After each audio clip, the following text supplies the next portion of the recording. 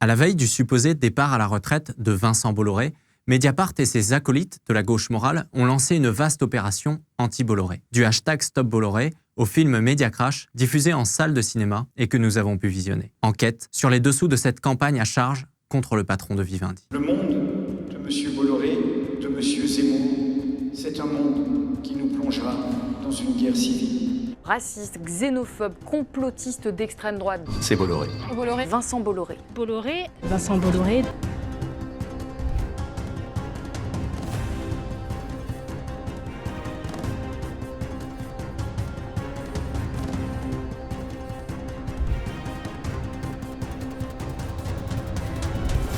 Le hashtag Stop Bolloré fleurit sur les réseaux sociaux jusqu'à arriver en tendance Twitter ce 16 février.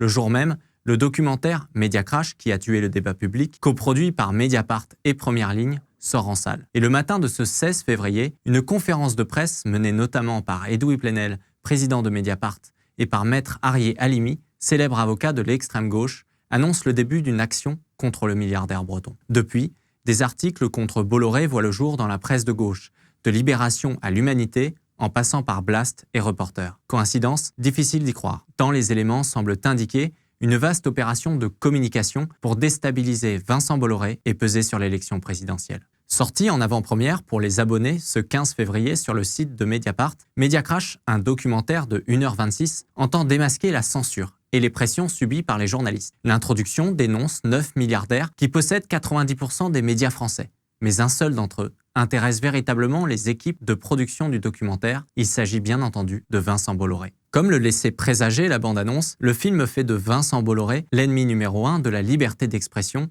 et le plus grand danger pour la démocratie. Plus de 40% du documentaire est entièrement consacré au milliardaire breton et à ses activités. Il est le seul magnat de la presse directement incriminé par l'enquête. Car si Bernard Arnault, à la tête de LVMH, apparaît également pendant une vingtaine de minutes, il est rapidement dédouané. Comme le résume François Ruffin, je cite « Je mets la responsabilité plus du côté de l'État que du côté de Bernard Arnault ». C'est davantage Bernard Squarcini, ancien membre des renseignements et obscur bras droit du propriétaire des Échos et du Parisien, qui est mis en cause. François Pinault et Arnaud Lagardère sont rapidement cités, mais Xavier Niel, actionnaire à titre personnel du Monde et actionnaire ultra-minoritaire de Mediapart, n'est pas mis en cause. Patrick Drahi, propriétaire de BFM TV et RMC, fait également figure d'absent, alors que BFM TV est aujourd'hui la première chaîne d'info de France devant CNews. Musique de suspense, extrait d'Éric Zemmour sur CNews, voix off, la mise en scène est parfaite pour faire de Vincent Bolloré le plus grand danger pour la démocratie. Les experts interviewés non plus ne sont pas choisis au hasard. Tous partagent un même combat contre l'homme d'affaires. Alexis Lévrier, maître de conférence, dénonce face à la caméra l'influence de Vincent Bolloré sur ses médias. Il applique une ligne idéologique pour faire triompher l'extrême droite, commence-t-il. Avant d'ajouter, je cite, « Il banalise les thèses de Renaud Camus, un discours qu'on ne peut accepter. » Mais Alexis Lévrier n'est pas seulement enseignant en histoire du journalisme. Il est aussi un profond opposant aux idées de la droite nationale. Son compte Twitter révèle qu'il ne supporte l'idée d'un grand remplacement ou qu'il apprécie l'analogie entre Éric Zemmour et le nazisme. Julia Cagé, la seconde interviewée sur le cas Bolloré, n'en est pas moins neutre. Cet économiste, passé par Terra Nova, think tank ouvertement progressiste et favorable aux minorités, vient de publier un pamphlet dont le titre résume à lui seul sa position sur le milliardaire breton pour une télé libre, contre Bolloré. CNews est au service de l'idéologie d'Éric Zemmour, dit-elle. La dernière experte, Claire Secaille, censée appuyer le discours de l'enquête par sa crédibilité de chercheuse au CNRS, est également engagée. Auteur d'une note sur la prétendue place importante d'Éric Zemmour dans l'émission de Cyril Hanouna sur C8, propriété du groupe Vivendi, elle dénonce la pure propagande, je cite, des chaînes de Vincent Bolloré. Mais Claire Secaille, comme ses acolytes précédemment cités, n'est pas seulement une chercheuse, elle est aussi une militante. Dans les colonnes du Monde, elle signe en 2011 une tribune pour dénoncer la politique pénale et sécuritaire de Nicolas Sarkozy. Depuis le début de la campagne, sur son compte Twitter, elle n'ose jamais écrire le nom d'Éric Zemmour, de peur de lui faire de l'audience. En réalité, au-delà de Vincent Bolloré, c'est la dynamique d'Éric Zemmour que ces trois pseudo-experts entendent combattre. Alors que les réalisateurs se pâment du titre de journaliste, aucune contradiction n'est apportée aux analyses subjectives de ces trois experts. La ligne idéologique défendue par ces experts reste cohérente avec la ligne éditoriale du documentaire. À la tête de ce projet, Valentine Auberti, actuelle journaliste chez Mediapart, s'est fait remarquer du grand public sur le plateau de Quotidien, temple de la bien-pensance progressiste. Co-réalisateur Luc Hermann, moins connu, dirige la société de production Première Ligne. Cette entreprise produit notamment Cache Investigation, diffusée sur France 2, qui entend s'attaquer au grand de ce monde, avec des méthodes parfois à la limite de la déontologie journalistique. Ainsi, ce n'est pas tant la concentration des médias qui inquiète ces journalistes et experts de la gauche morale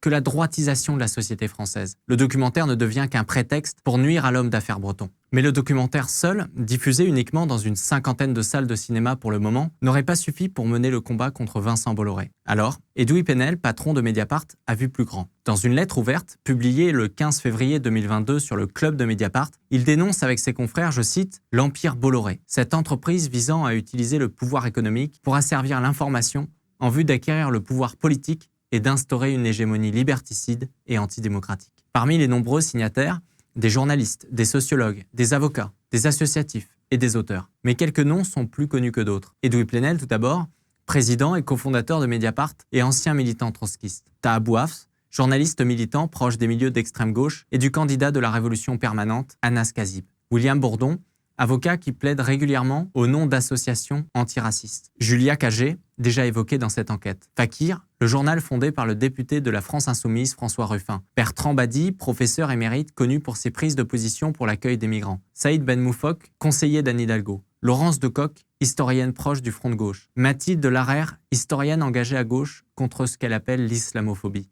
Ou encore la Maison des Potes, association antiraciste et féministe. Et pour porter leurs bonnes paroles dans les médias, une jeune journaliste talentueuse et télégénique du média digital Blast, Salomé Saké. 26 ans, militante écologiste contre les violences policières, elle dénonce la stratégie Bolloré, qui, je cite, banaliserait des idées réactionnaires. Tout ce petit monde n'est en réalité que le reflet d'un seul et unique microcosme, celui de la gauche bien pensante et moralisatrice. Dans leur lettre collective, ils appellent à mettre fin à l'idéologie mortifère de Vincent Bolloré. Ils se disent déterminés à dénoncer et entraver l'action de Vivendi dans les médias. Alors, ces militants s'organisent en collectif. Un site internet voit le jour, un compte Twitter également. Au regard des premiers abonnements, rapidement supprimés par ailleurs, du compte Stop Bolloré, l'ancrage à gauche du collectif ne fait aucun doute. Usul, chroniqueur marxiste, Taha Bouafs, Edoui Plenel, Ari Halimi, avocat de la Ligue des droits de l'homme, de Jean-Luc Mélenchon et d'autres militants d'extrême gauche, ou encore le compte de Mediapart, figurent dans la dizaine de comptes suivis. Même chose pour le compte Instagram, créé sur une ancienne page militante qui montre une nouvelle fois l'orientation antiraciste du groupe. Réunis à la Bourse de Paris pour une conférence de presse ce 16 février, ils promettent de combattre l'Empire Bolloré. Selon eux, il s'agit d'une bataille culturelle. Ils annoncent la saisie de l'Arcom, ex-CSA. D'après le document de 47 pages remis à l'instance de surveillance de l'audiovisuel, le collectif considère que CNews, et notamment les émissions auxquelles participait Éric Zemmour du temps où il y était chroniqueur, sont allées à l'encontre des statuts de la chaîne. Il y aurait ainsi sur CNews, je cite, un défaut de maîtrise de l'antenne par l'éditeur, un défaut de pluralisme, une diffusion de programmes ne respectant pas les différentes sensibilités culturelles et religieuses, ou encore une absence de promotion des valeurs de solidarité. Outre cette saisine institutionnelle qui peut conduire à des amendes, des suspensions publicitaires ou des suspensions d'antenne, le collectif annonce également avoir porté plainte contre X pour provocation à s'armer contre une partie de la population et pour diffusion à des mineurs d'un message à caractère violent. Pour couronner le tout, le collectif promet l'organisation d'un meeting ou de rassemblements citoyens. Cette campagne de communication et cette campagne judiciaire à l'encontre de Vincent Bolloré témoignent d'une importante mise en difficulté de la gauche depuis quelques années dans les médias. Dépassée par le réel, elle ne parvient plus à répondre aux préoccupations premières des Français et n'arrive plus à susciter l'intérêt. Comme le résumait la journaliste du Figaro, Eugénie Bastier, sur le plateau de C'est Politique, si ces discours, de CNews et d'Europe 1 notamment, rencontrent un écho médiatique, c'est précisément parce qu'ils répondent à des angoisses profondes et réelles dans la population. Et donc que si les idées de gauche ne s'imposent pas dans le débat, c'est qu'elles ne parviennent pas à rencontrer précisément un public. Alors, voyant son audience et ses lecteurs lui échapper, la gauche morale tente un ultime combat, abattre Vincent Bolloré et avec lui, le pluralisme des médias. Car si ces journalistes et intellectuels s'élèvent aujourd'hui contre la prétendue propagande du groupe Vivendi, que ce soit sur CNews, C8 ou Europe 1, ils sont peu nombreux à dénoncer la propagande et le manque de pluralisme sur le service public. En effet, le groupe France Télévisions participe à la promotion du politiquement correct et des thèses woke sans aucune contradiction. Et cela ne semble pas déranger le collectif Stop Bolloré. Au contraire. Sans doute faut-il y voir les liens qui unissent le groupe audiovisuel public et la société de production Première Ligne qui, justement, coproduit ce documentaire Mediacash. Alors évidemment, hier soir, lorsque nous nous sommes rendus au cinéma et à la projection du film Mediacash, nous avons posé la question aux journalistes et aux producteurs pour essayer de comprendre les incohérences, le sous-traitement notamment concernant Patrick Drahi et BFM TV. Ils nous ont dit que nous pouvions, notamment le producteur de Première Ligne, solliciter une demande d'interview, ce que nous ferons et nous en parlerons prochainement dans une autre vidéo. Merci à tous d'avoir suivi ce décryptage. N'hésitez pas à commenter, à liker, à partager et à vous abonner à la chaîne YouTube de Livre Noir. Et je vous dis à très bientôt.